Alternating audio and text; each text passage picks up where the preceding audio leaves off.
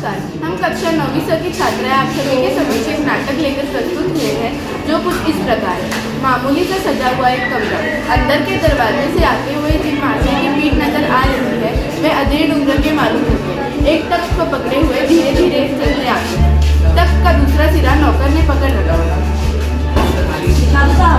और क्या करेगा? जब परमात्मा के यहाँ आकर कर रही थी कि देर से पहुंचा था। बिछा दो साहब, चल जल्दी बिछा।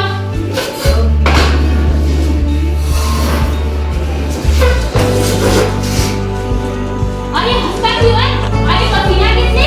हमने भी जवानी में बहुत कसरतें की हैं। कलसों से नाता था नोटों की तरह। और ये तक क्या चीज है? चल जल्दी। और चल जल्दी से बीबी जी के कमरे में से वो दरी ला दे। जल्दी जाओ। मैं कहती हूँ इस वक्त तुम्हें धोती की क्या जरूरत पड़ गई? धोती? हाँ, अभी तो बदल कर आए हो। लेकिन तुमसे धोती किसने मांगी? यही तो कह रहा था रतन। क्यों बे रतन, तेरे कानों में डांट लगी है? मैंने तुझसे कहा था जो धोबी के यहाँ से चादर आई है वो ला दे। आज मैं तेरे लिए दूसरा दिमाग कहाँ से लाऊं? अच्छा सुन, पूजा वाली कोठरी में लकड़ी के बक्से के ऊपर धुले हुए कपड़े रखे हैं ना, उन्हीं में से चादर उठा के ला जा, ठीक है? और वो तुम्हारी लाडली बेटी तो मुंह फुलाए पड़ी है। अब तुम उसकी माँ किस मर्जी की दवा हो? तो मैं ही क्या करूँ? सारे जतन करके तो हार गई। तुम्ही ने उसे पढ़ा लिखा कर सर पर चढ़ा रखा है। आजकल के पढ़ा लिखा तो मेरे जंजाल में आते नहीं। अपना जमाना अच्छा था, आई पढ़ ली, गिनती सीखी और बहुत हुआ तो स्त्री सुबोध की पढ़ ली। लेकिन तुम्हारी लड़की को तो समझाओ। और आजकल के तो लक्षण ही अनोखे लग रहे हैं। ग्रामोफोन बाजा होता है ना, क्यों? दो प्रकार का होता है। एक आदमी का बनाया हुआ जिसे एक बार चढ़ाओ तो कभी भी रोक सकते हो, और दूसरा परमात्मा का बनाया हुआ जिसे एक बार चढ़ा दिया तो रुकने का नाम ही नहीं लेता। चलो हटो बीच, तुम्हें हमेशा ठिठोली ही सूझती रहती है। ये नहीं होता कि अपनी सुमा को राह पर ले आते। अब देरी कितनी रहेगी उन लोगों के आने में? मुझे उस लड़की का भी नहीं समझ आता है, वरना आजकल की पाउडर की कंपनियां तो इन्हीं लड़कियों के सहारे चलती है। तुम्ही ने तो कहा तो उसे ठीक ठाक करके लेके आना, लेकिन मेरा कहना ही था कि पाउडर वाउडर रखे हुए हैं, लेकिन मेरा कहना ही था। आंचल में मुंह लपेट कर लेट गई। अब मैं बाज आ गई तुम्हारी इस लड़की से। अच्छा जाओ जाओ, उसको तैयार करो। वैसे भी कौन सी बुरी लगती है पाउडर वाउडर, कोई जरूरत नहीं है, ला दो उसको। जा जल्दी बाजा नीचे रख जल्दी। अरे ज्यादा देर चलो।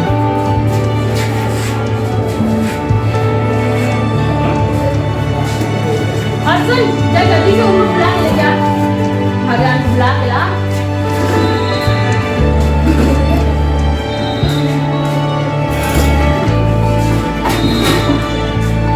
अच्छा नाश्ता तो तैयार है। मिठाई वो लोग ज्यादा खाएंगे नहीं, कुछ नमकीन चीजें बना दी है, फल रखे ही हैं। और हाँ, मक्खन तो आया ही नहीं। क्या कहा तुमने? मक्खन नहीं आया अभी तक? तुम्हें भी कोई बात अहम वक्त पर याद आती है। मैंने तुमसे कहा था कुछ भी छूटे तो बता देना। अब मक्खन की दुकान इतनी दूर है, आप ये रतन के साथ काम करवाए कि मक्खन लेने जाए। अरे यहाँ तक काम ही कौन ज्यादा है? एक आध सामान तुम खुद ले आना।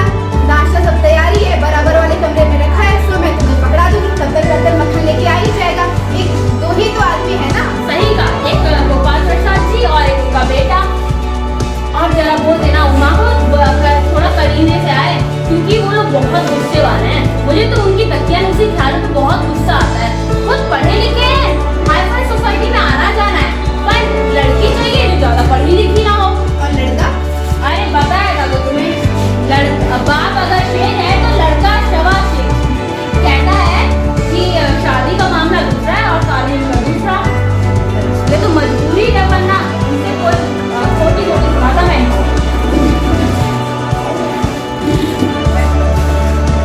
बाबूजी बाबूजी क्या हुआ? कोई आई है? अरे रतन बात यही भी छोड़ गया। अरे तू कर, अरे तू मक्खन पहले ला, मक्खन नहीं, जा पैसे ले। और सुन, उस साइड पीछे वाले दरवाजे से जा। आई आई आई तशरीफ लाई।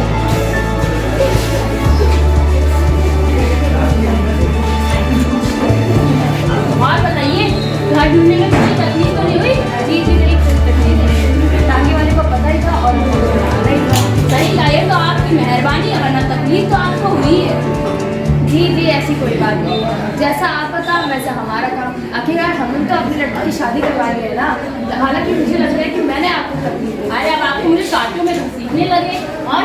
बाबू आपकी कितनी दिनों की छुट्टियां हैं? जी कॉलेज की तो छुट्टियां नहीं है, वीकेंड में चला है ऐसा। अच्छा, और अभी आपका कोर्स तो एक दो साल का ही रहा होगा।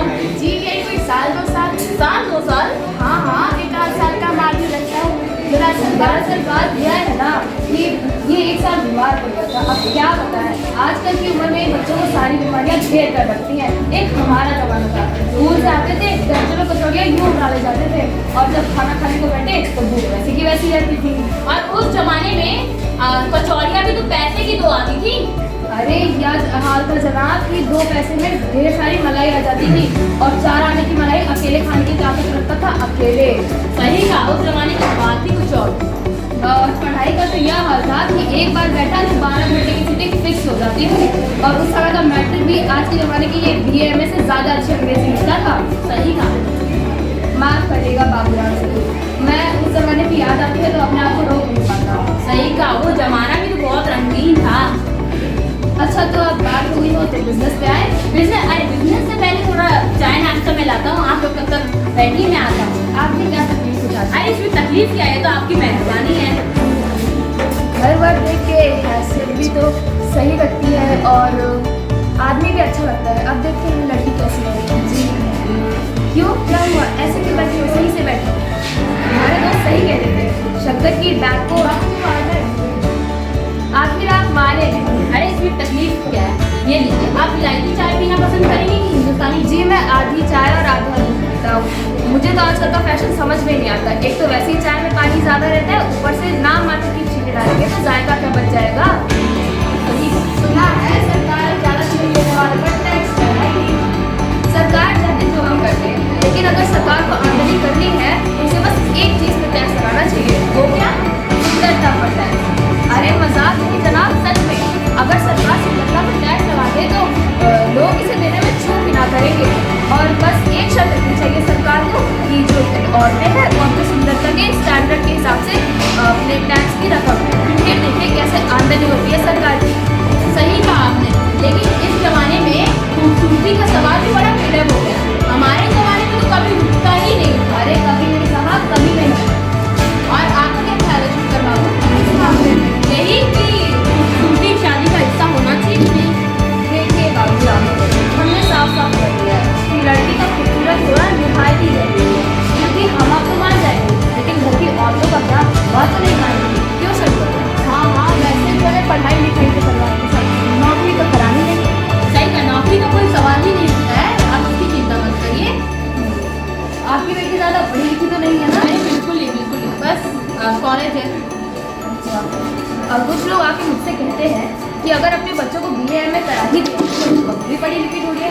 अब पूछिए ना करके ठेकेदारों से कि अगर लड़कियां पढ़ लिख लेंगी, पॉलिटिक्स करने लगेंगी, बाहर ही करने लगेंगी तो घर की कौन संभालेगा? कल्याण हो जाएगा। और वैसे भी जनाब वोट के पंख होते हैं, मोदी के नहीं, शेर के बाल होते हैं, शेर की नहीं। सही कहा जनाब, और मर्द की दाढ़ी होती है, औरत की नहीं।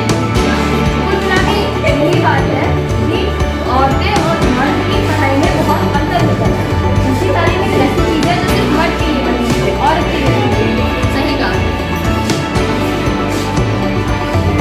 और आप ये लीजिए।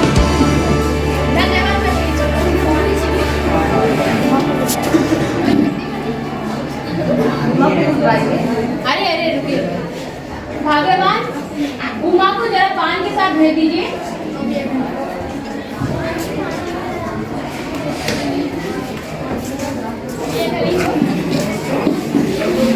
लाओ बेटी, मुझे दे दो। चश्मा? अरे इसकी चिंता मत करिए, कुछ अभी पिछले महीने इसको लगा था, इसकी आँख दर्द हो रही थी, 1-2 महीने के लिए डॉक्टर ने लगा दिया। कोई पढ़ाई वढ़ाई का तो चक्कर नहीं है। अरे नहीं नहीं, आप भी पान लीजिए। बैठो बेटा, बैठो। और सिगरेट लेंगे? जी जी। और बेटा तुम्हें काम वाम आता है? अरे काम तो बहुत ही अच्छे से करती है, पूरा घर का काम यही करती है। कोई गाना बजाना सीखा है? गाना तो बहुत ही अच्छा बजाती है। गाना सुना दे कुमा बेटा। गिरे तो गिरे हरे गोपाल दूसरो न कोई, मेरे तो गिरे हरे गोपाल दूसरो। क्या हुआ उमा बेटा? बेटा रुक क्यों गई, गाना तो पूरा करो। अरे जी रुकने दीजिए, आपकी बेटी बहुत अच्छा गाती है। और बेटी कोई पेंटिंग भी सीख सकती है? अरे चित्र तो ये इतना अच्छा बनाती है। ये देखिए, ये जो कुत्ते की तस्वीर है ना, ये भी इसी ने खींची है। और ये कालिदास जी की भी एक चित्र इसी ने बनाई है। तस्वीर बहुत ही अच्छा बनाती है। चलिए बहुत अच्छा है। और बेटा कोई सिलाई विलाई? सिलाई, पूरे घर की सिलाई बस इसी की जिम्मे है। ये जो कुर्ता है ये भी इसी ने सिला है। अच्छी बात है। और बेटा तुमने कोई इनाम विनाम भी जीते हैं? इनाम तो इसने बहुत जीते हैं उमा। अरे थोड़ा जरा शर्माती है, वरना इनाम तो इसने बहुत ही जीते हैं। बोलने दीजिए उसे भी, बोलो उमा बेटा।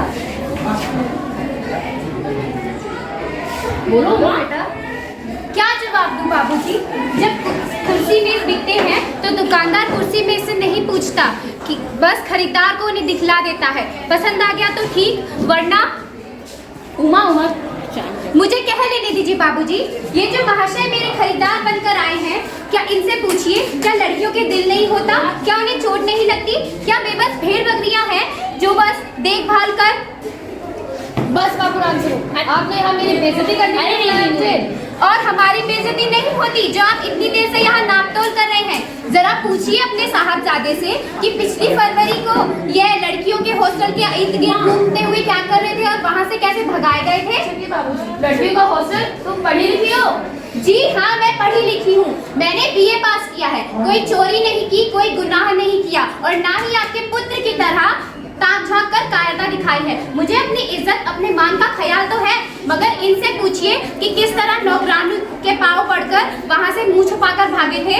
बाबू राम स्वरूप, आपने मुझे धोखा दे दिया है। अरे नहीं। आपने कहा था कि आपकी बेटी सिर्फ मैट्रिक पास है और यहाँ ये बीए और एमए करके बैठी है। अरे नहीं। अब बस हम यहाँ एक पल और नहीं रुकेंगे। चलो बेटा। जी हाँ, जाइए जाइए, चले जाइए, पर घर जाकर ये पता लगाइएगा कि आपके लाडले बेटे की रीढ़ की हड्डी है भी या नहीं, यानी बैकबोन। बैकबोन। उमा, तुम्हें मैंने समझाया था ना कि उन लोगों के सामने थोड़ा अच्छे से रहना, पर तुम तो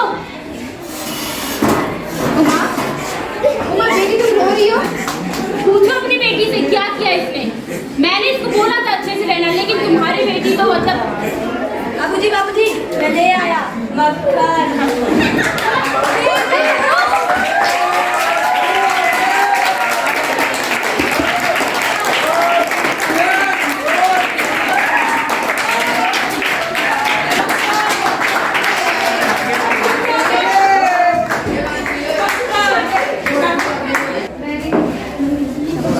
रीढ़ की हड्डी पाठ के द्वारा लेखक ने यह संदेश देने का प्रयत्न किया है कि लड़कियों को उसके गुणों के आधार पर सम्मान देना चाहिए। लड़की कोई बाजार की वस्तु नहीं जिसका मोल भाव किया जाए।